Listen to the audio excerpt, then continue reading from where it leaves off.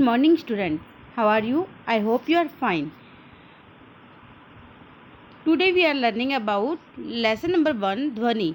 इसके list of question हम कर चुके हैं और लास्ट रिवीजन क्लास में आपके टेस्ट में आ चुके हैं और इसका एक लास्ट लॉन्ग क्वेश्चन बचता है जो आपका नेक्स्ट एग्जाम में आएगा और आज हम उसको लर्न करेंगे. ओके, क्वेश्चन है आपका,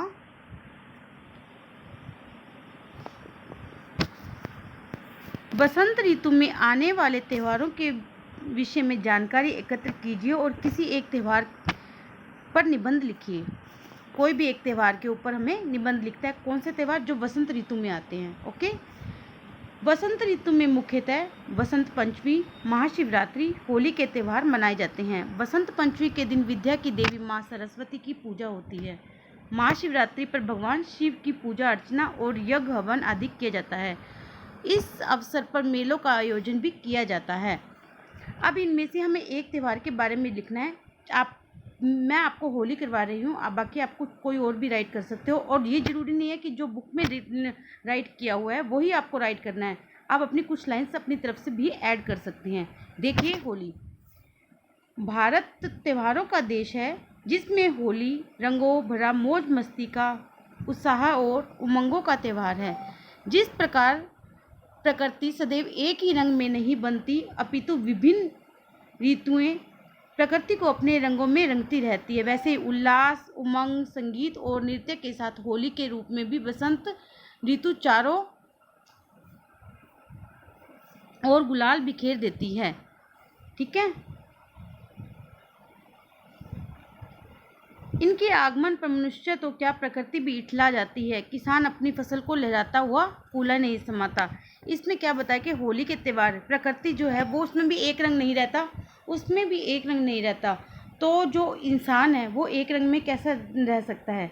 तो होली आने पे क्या होता है, रंग बिरंगे जो रंग है, गुलाल है, वो बिखेर देती है और इससे क्या होता है कि जो मनुष्य है, इंसान है वो तो क्या, और जो प्रकृति है हमारी जो, वो भी खुश हो जाती है.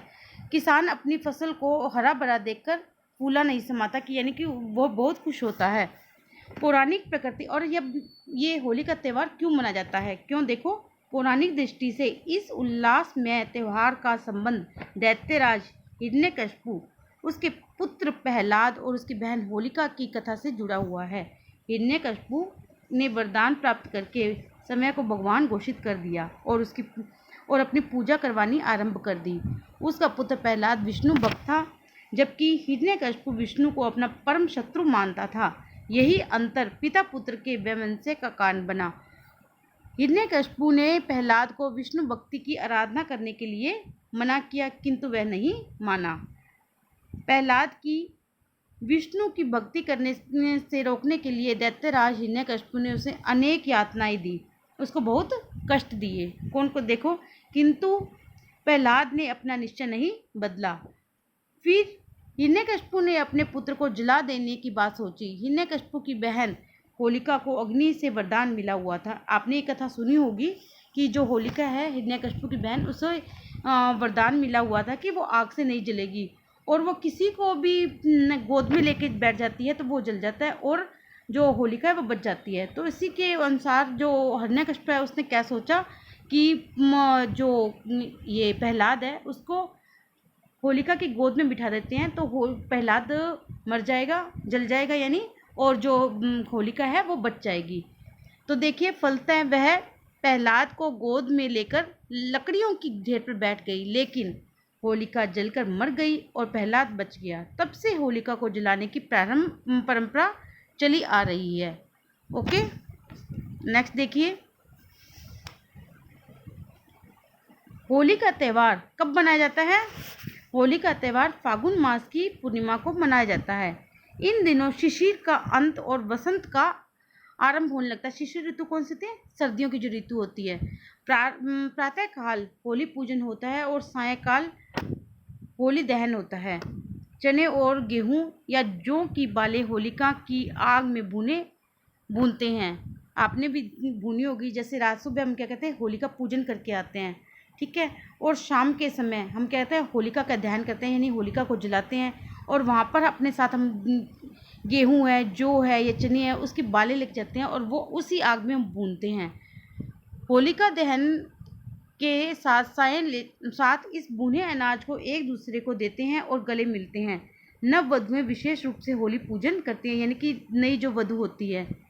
होली के दूसरे दिन धुलंडी मनाई जाती है, यानी होली खेलने वाला त्यौहार, उसे धुलंडी कहते हैं। इस दिन एक दूसरे के ऊपर रंग डाला जाता है और प्रातःकाल से ही बालक बालिका, युवक युवतियाँ, वृद्ध और सभी एक दूसरे को रंग और गुलाल लगाने लगते हैं। पिचकारियों से निकले रंग सभी का तन मन भिगो देते हैं। चारों ओर हंसी ठहाके, उत्साह, उमंगों से आनंद का वातावरण बन जाता है। विश्व में ऐसा त्यौहार और कहीं नहीं मनाया जाता, कि ये जो इस तरह का रंग रंगीला जो त्यौहार है वो अपने विश्व में और किसी देश में देखने को नहीं मिलता, सिर्फ ये अपने भारत देश में ही देखने को मिलता है। इस अवसर पर लोग एक दूसरे को से गले मिलते हैं, एक दूसरे घर जाते हैं, उनका स्वागत मीठे पकवानों से किया जाता है। गांव देहातों में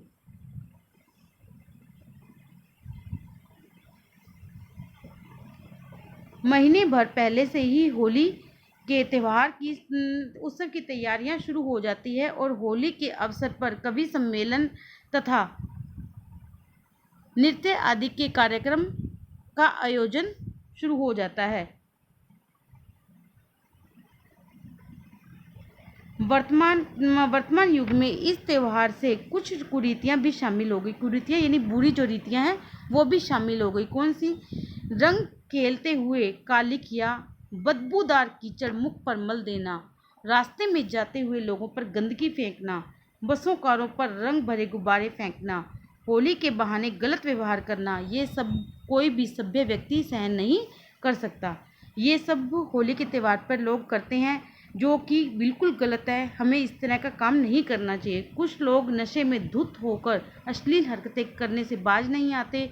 इन्हीं कुरीतियों के चलते त्यौहार की पवित्रता का नकारात्मक प्रभाव पड़ा है। नकारात्मक यानी बुरा प्रभाव पड़ा है।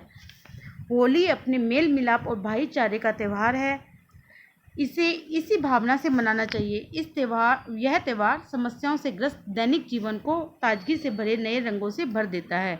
समझ में आया कि आपको ये जो कुरीतियाँ, बुरी रीतियाँ हैं, ये आपको नहीं करनी चाहिए। यानी कि दूसरों के ऊपर कीचड़ डालना और यानी गलत हरकतें करना, कारों बसों के ऊपर गुब्बारे फेंकना और होली के बहाने गलत व्यवहार करना, आपको इस तरह से कुछ भी नहीं करना चाहिए।